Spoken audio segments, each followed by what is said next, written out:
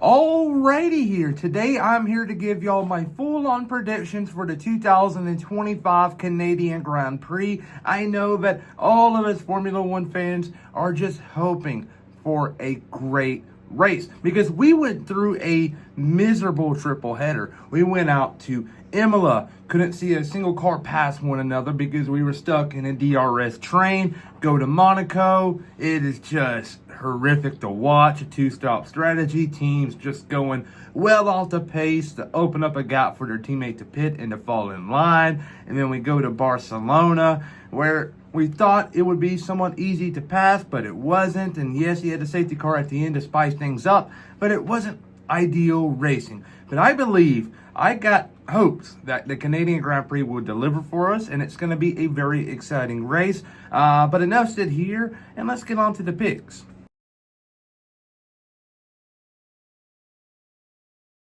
Alrighty here, winning the 2025 Canadian Grand Prix will be no other than Max Verstappen in the Red Bull. Max Verstappen right now is a driver on a mission.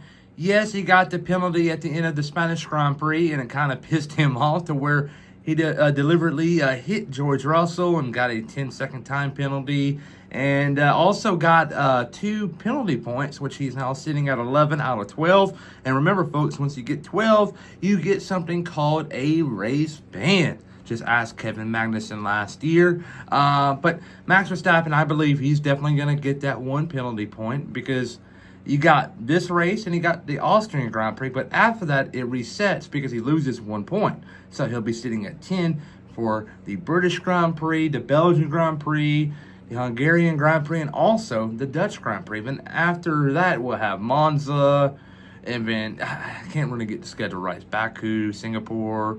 Then we go to Austin. I just know that when Austin comes around, he is going to lose a lot more than points. So Max Verstappen has to be clean for these next couple of races, and I just find that very hard to believe. But yeah, he has to be very cautious. Second place, Oscar Piastri.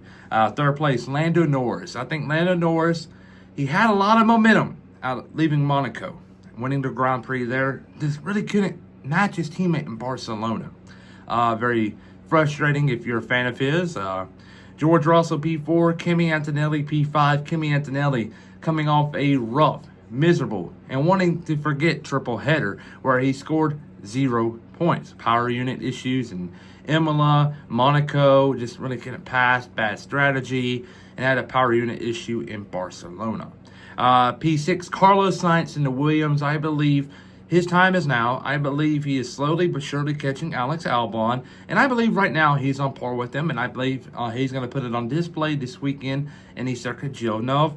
Right here, moving on, P7, Charles Leclerc. P8 is going to be Alexander Albon. P9, Isaac Hadjar. And P10, first ever Formula One point for the young Brazilian, Gabriel Bortoleto. Gabriel is doing a great job right now, in my opinion, in the Kick Sauber. A lot of people at the beginning of the year came in kind of underestimating him. He's a Formula 2 champ for a reason.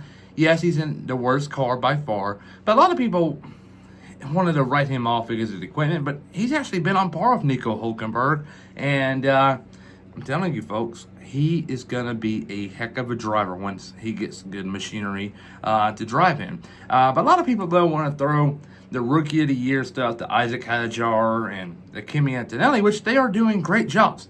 Don't get me wrong. Do not get me wrong. Kimi Antonelli, big spot was the Miami Sprint pole. Isaac Hadjar, his consistency against his teammates has been the big talking point for him. But those are 2 drivers and good equipment. Gabriel Bortoleto is in, quite frankly, the worst car on the grid, and he is consistently getting out of Q1 and making it to Q2. I'm just telling you guys, Gabriel is something special, so keep an eye on him in the future.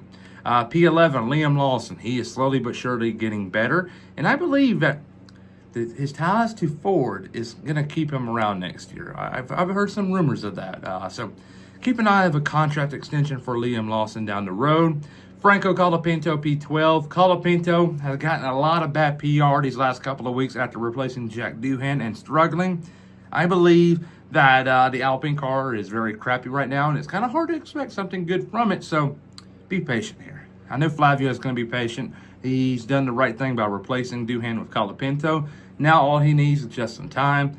I think after this 5-race stretch, which they all said that, oh, he's in the car for at least the next 5 Grand Prix.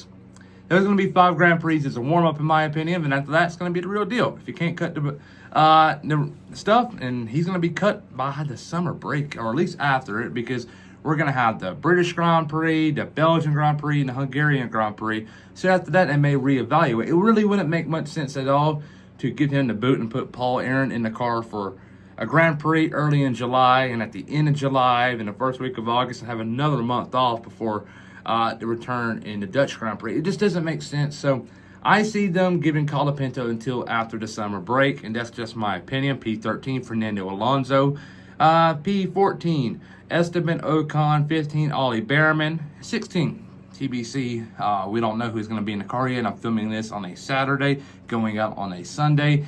Lance Stroll had a wrist surgery in Barcelona. Supposedly, he crashed out on his team, and he was breaking things, and in the process, he got hurt. Karma. There's no other way to put it. But whoever's in that car is going to finish 16th. 17th, Lewis Hamilton. He will DNF. Nico Hulkenberg, 18, will DNF. 19, Pierre Gasly, DNF. And last place, Yuki Tsunoda, DNF. Tsunoda has to up his game, and I'm worried for him. I really am. And the Canadian Grand Prix is a very big one for him if he doesn't do good.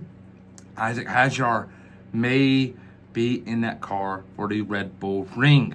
The Red Bull Ring is a very big weekend in Austria for the Red Bull team because that's practically their home race. So they're going to want to put on a good show, and who knows who may be in that second seat at the Red Bull Ring. Right now it's looking like Yuki Tsunoda, but obviously things can change on the fly. Just ask Liam Lawson. But what do you think about my picks? Comment down below.